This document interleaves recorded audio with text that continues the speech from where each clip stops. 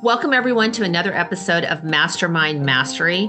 This is the podcast for you if you are wanting to create or already running peer groups. It's what we call PACs, peer advisory councils. They might be known as mastermind groups, CEO peer groups, all the same.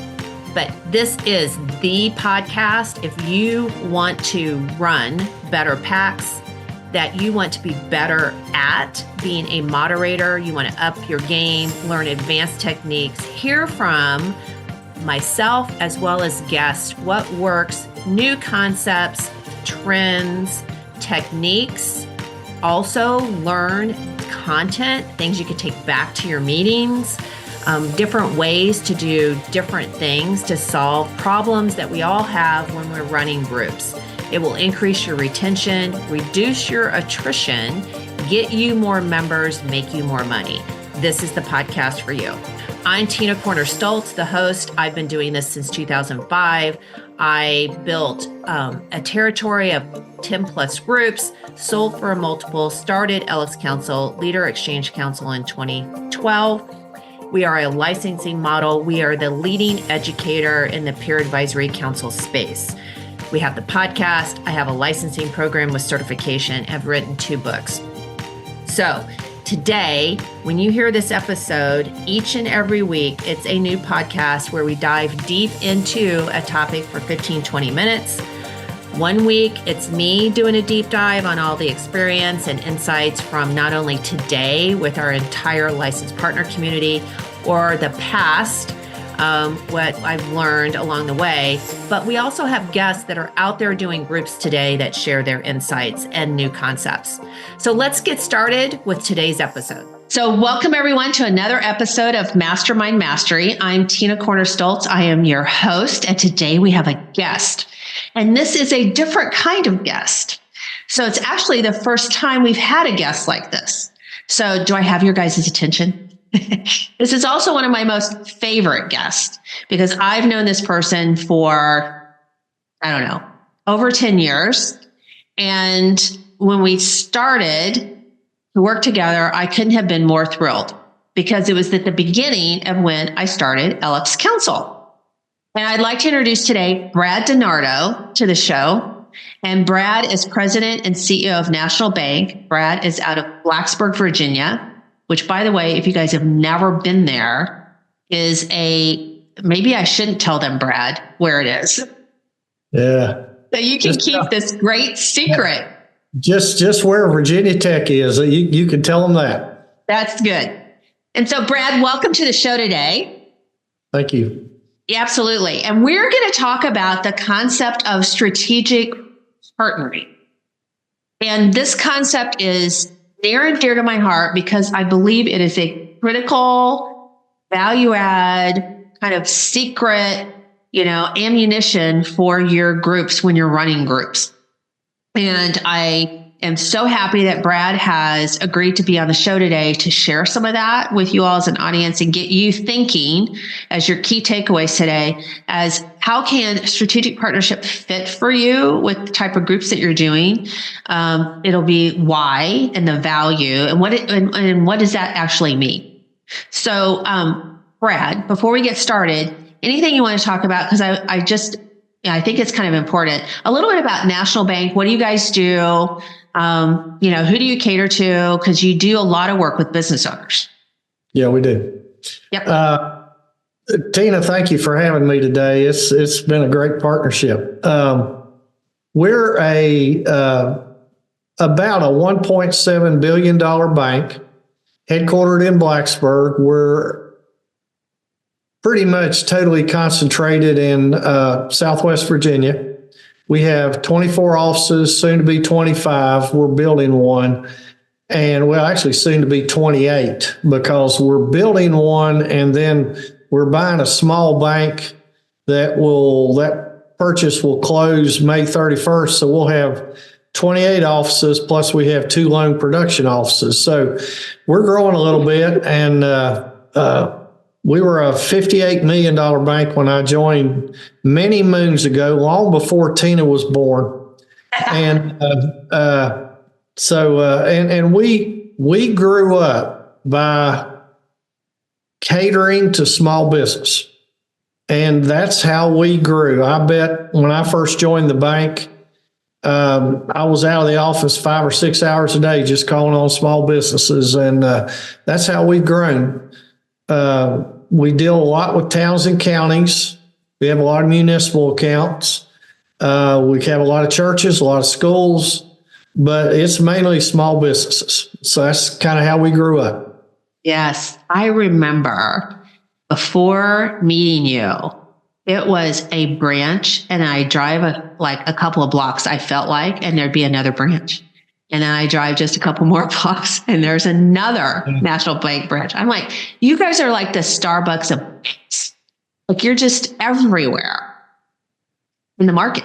Yeah, we in Blacksburg, I think when you joined, we had 6 offices in Blacksburg. We've reduced that to 5, but yeah, we've got a pretty good share of the market here. So, and in the county. Yes. And actually, I'm going to underscore that for our audience, because we're going to come back to that about what Brad just said. He has a big share of the market.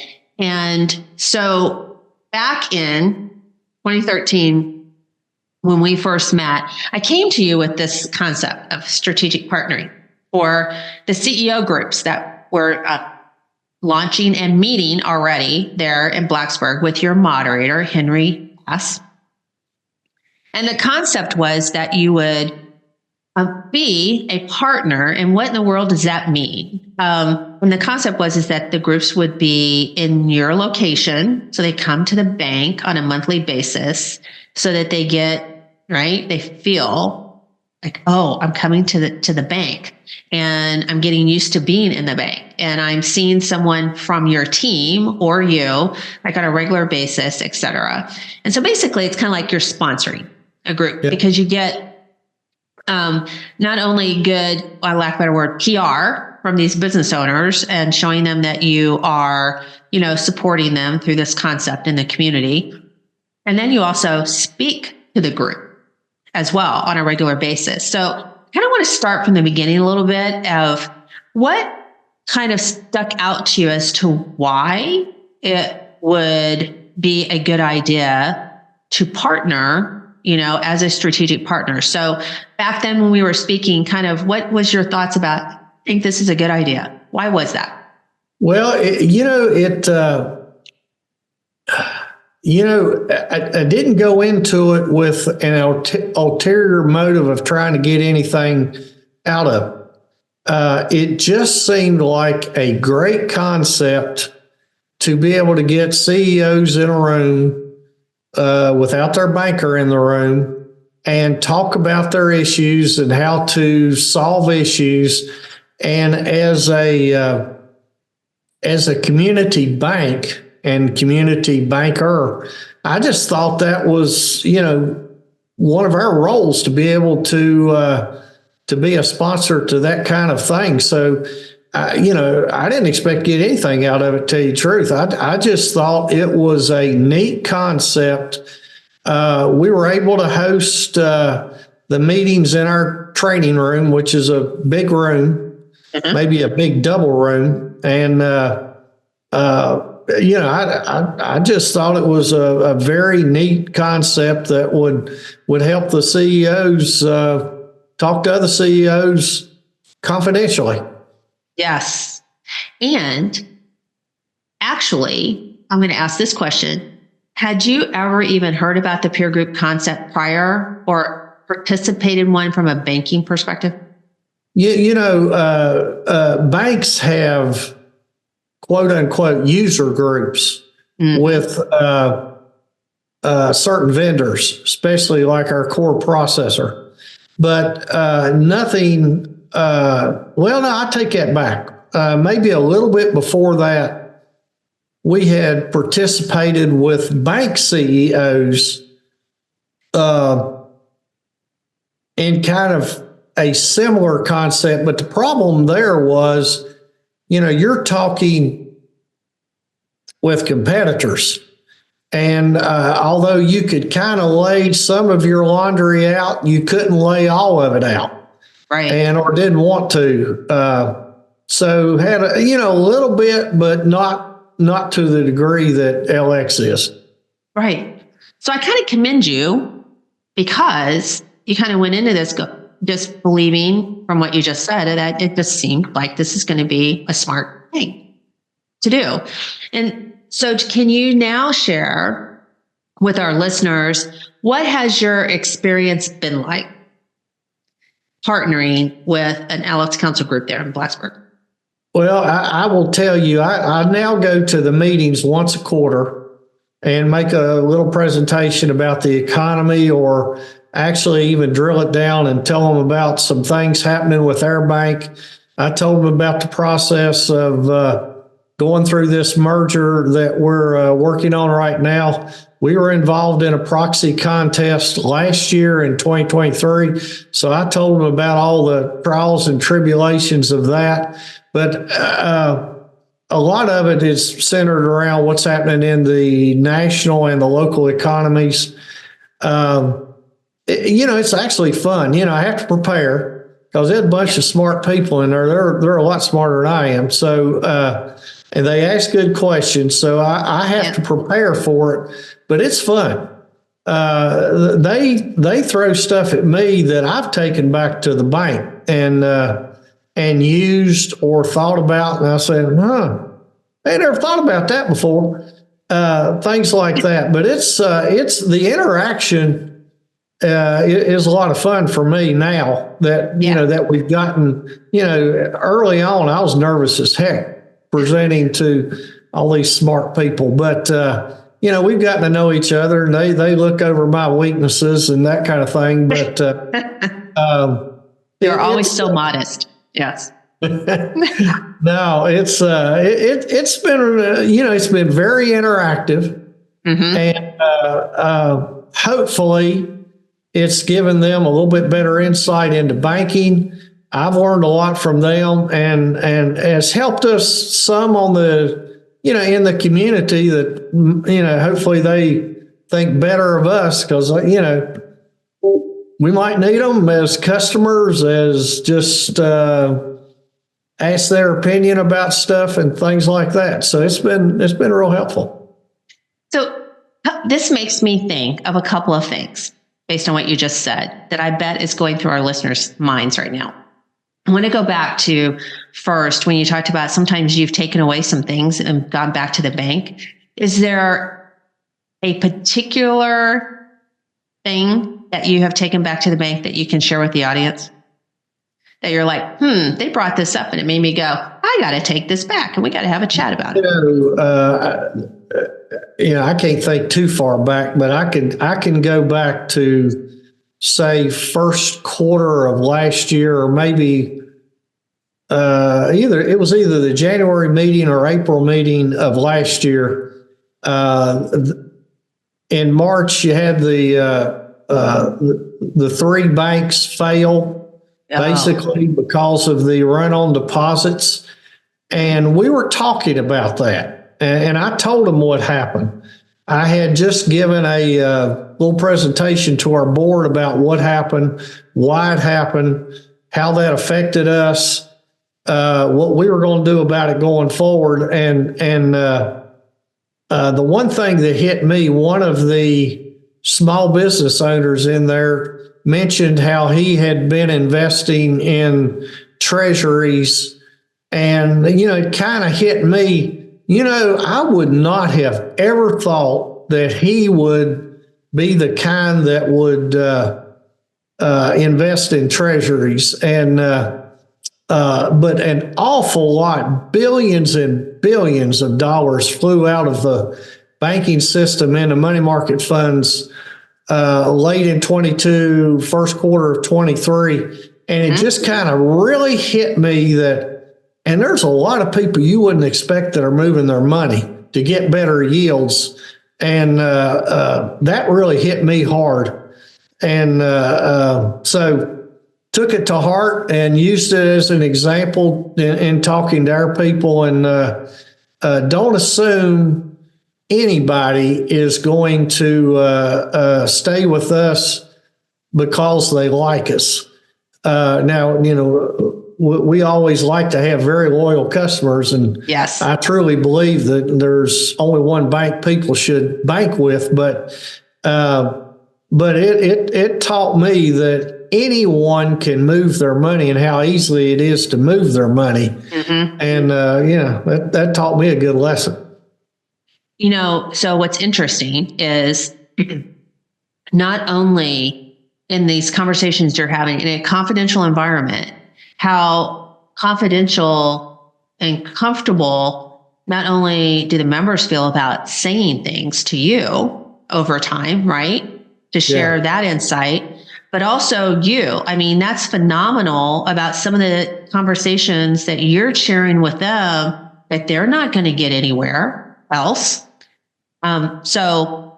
Right. And I mean, during that period, I gave them the same talk that I gave to our board. Same Amazing. one. I mean, I used the same notes. I just took the notes in. So, they heard the same thing. So, I want them to hear stuff that they probably wouldn't hear on the street. So, yeah. Which is huge value. Which then brings me to, you have also clients in the room and prospects in the room. And kind of for our listeners is for you all thinking that here's a strategic partner that is giving really amazing insights, both into the existing bank that he represents, CEO and president of, but also just in general, and comfortable when a client is in the room as well as even a prospect. And, how has that been for you? Just kind of nondescript, and you don't give it a second thought, that you're comfortable, you see the value in it, that it's part of building a relationship. I mean, kind of what are your thoughts about the fact that here you are talking both to clients and possibly non-clients, which are actually prospects in the group? Well, I will tell you, I think of it every time I'm in there. I mean, I know who the customers are, and I know who the customers aren't. But, I've always tried to separate in the sense that I've never directly solicited anybody in there, in the meeting or outside of the meeting for banking services. I just think that's not the point of the council. So I've never done that, but I think it has helped our presence and our reputation. So I don't think I've turned anybody off and made them not like us. And so I think that's actually helped our reputation a little bit in the community. I will underscore that it definitely, you all have a stellar reputation to begin with, and that it just continues to underscore it. Because so many business owners do not have the opportunity to have access to the CEO and the president of the bank, whether it's their own bank or just any in general, and actually feel comfortable with that. So much how you said you're kind of nervous in the beginning, well, I'll tell you, they're nervous that you're even in the room as well. So believe it or not, because banking makes them nervous. And it makes them nervous for all kinds of reasons. They don't know what they don't know. They don't know what happens on behind the scenes. They think you're the Wizard of Oz, and that, what happens with a loan when I ask for a loan, and what happens, right, with just generally how they get evaluated for lines of credit and things like that. So it's mutual. And by being there on a regular basis, you're developing a relationship of trust and confidence that helps promote that. And it's such a positive way. Yep. So as we come, I know, towards the end already so quickly, is there anything that you would love to share to the audience that we haven't talked about, either some of the other benefits that you've seen from being a partner, or before I ask you the other question of any, advice that you would give to any of our listeners who are approaching maybe a commercial bank, what they should take into consideration when talking to the president and the CEO. But before I do that, is there anything else to share about your experience in being a strategic partner with Henry's Groups? Yeah, probably not any more than what I've already said. the one thing that has been nice is we and I already had a relationship with Henry Bass, the moderator. So, that certainly made it a lot more comfortable. And that, so I knew if Henry didn't like something, he'd tell me. And if he liked something, he'd tell me.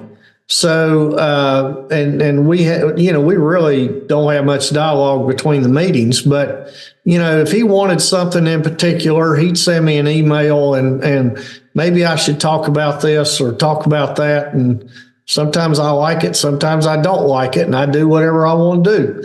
But Henry understands that and gets that. And so that's been really helpful. Yes. Yeah, because he's kind of going to know a little bit sometimes what his members want to hear about. Exactly. He hears that part that I don't hear. So, yeah. Yeah. And then, of course, there's also an aspect of what they should hear on top of it all. But so what would your insights be to someone like Henry, approaching another, a CEO in their area that's in commercial banking that could help them do so in a more successful way if that's who they're looking for to try to partner with? Well, I think the big thing is, and that'll go back to what I said first time with your first question, is just think about the benefit to the community, because that's, to me, is the main reason we're doing it. And I think that's why any banker ought to be doing it. Anything else, any other benefits you get from it's just kind of gravy. Just look at how you're helping the community. Excellent. Love that, because that's an alignment of values, because that is actually why most moderators like Henry are even running groups to begin with. So it's always about giving back and helping, and the community grows as a result, because as those business owners grow and are healthier by being in a group, they become a more profitable client, but they are more profitable to put back into the community through their employees, et cetera. So it's always full circle. Yeah. And you can see the benefit that the members are getting from the council in that, at least in the two groups that we sponsor, there's not much turnover. So, and they're there. And one group's a Monday morning group. So, you get up Monday morning and this is what you do until 12:30 or whatever. But they're there. And that to me shows the benefit they're getting from it, that it's very beneficial to them. Right. And their commitment. So, well said. Brad, thank you. Great insights and takeaways for our listeners today. Just not only the strategic partner concept, but you can hear from Brad about, really in the heart, like what is a right fit. And so when you're talking to a potential strategic partner, you should be listening for what Brad just said, because that's what's going to make it a long-term relationship and true win-win partnership. And Brad, if anybody wants to reach out to you, especially if they might want to become a client of the bank or just to talk to you in general, how can they reach you? Well, I'll give you both a phone number and an email address. Phone number, and this is a direct phone number, 540-951-6213. And then email is DeNardo, and that's DENARDO at nbbank.com. So everyone, when was the last time somebody like this gave you their direct number? All right. That tells you, all right, how Brad thinks about doing business. So there we go. So Brad, thank you so much. Always great to see you. Appreciate your time and sharing your insights with our audience. And so for all of you out there, until next time, we will see you next week on next week's episode of Mastermind Mastery, and go make it happen. Hello, listeners, and this is a quick promo because we have our national conference, Live Exchange 2024, coming up in October in St. Petersburg, Florida. One day you can attend for a mere $500 and interact with your peers, others that are running groups, network with them, find out best practices, all those challenges that you're having, get insights that can help you personally, in addition to hearing a phenomenal list of speakers. I will open up that day with some insights in regards to moderating, and it will turn it over to Vern Harnish, who, if you do not know him, you know, he's the one who founded Entrepreneur Organization. He understands peer groups extremely well, and he runs Scaling Up. You will take away phenomenal information that will help you run your groups, not only to scale your own practice, but to help your business owners in those groups with the content Vern is going to share. You will also hear on two other subjects. One, about the importance of preparing your members for exiting the business, whatever that transition may be, and how do you do that. You will also hear about making change. How do you manage change? How do you facilitate change, which is required in today's environment? Again, content you're going to be able to take back to your groups and use yourself. And last, we're going to end it with Horse Soldier and 12 Strong. So if you don't know that story, that is the 12 soldiers that went into Afghanistan on horseback prior to us invading Afghanistan. You will hear their story about leadership and how they have transitioned that into a phenomenally successful bourbon brand called Horse Soldier. And you will hear how they have scaled that business. And we will end the conference with bourbon tasting. Again, a very packed day. I encourage all of you, if you are serious about your own personal development, I will see you and I will love to meet you personally October 18th in St. Petersburg, Florida. Go to our website and you can get all the details, see the details of the agenda, and register. Thank you, everyone, for listening to another episode of Mastermind Mastery. And to get access to today's episodes, not only the show notes, but any tools and resources, encourage you to, not only will you find them in the episode show notes, but also you can go to the website www.lxcouncil.com, so lxcouncil.com, and you will find a plethora of articles and content and tools and resources and worksheets and things like that that can be helpful to you in creating and running successful packs. I want to leave you with one thing that we end and teach to do in every single meeting, and that is the very last thing is to ask, what is your takeaway from today's episode? I encourage you to give that thought. Take advantage of the time you just invested in listening to the episode, and what can you do to move one step closer to the vision that you have and the goals that you're trying to achieve with your groups. So again, take a step back. What's your key takeaways? What can you actually act on? And I leave this with one note, and those of you that have read my book, Your Seat at the Table, you know that I ended the book with a story about my mentor. He always, when he met people, had a pebble in his pocket that he passed to them when there was knowledge shared. And so I ask you today to think about that pebble concept and to pass what you learned today on to someone else, which could be your members, or take it internally to yourself and act on it. So now go do something with those takeaways.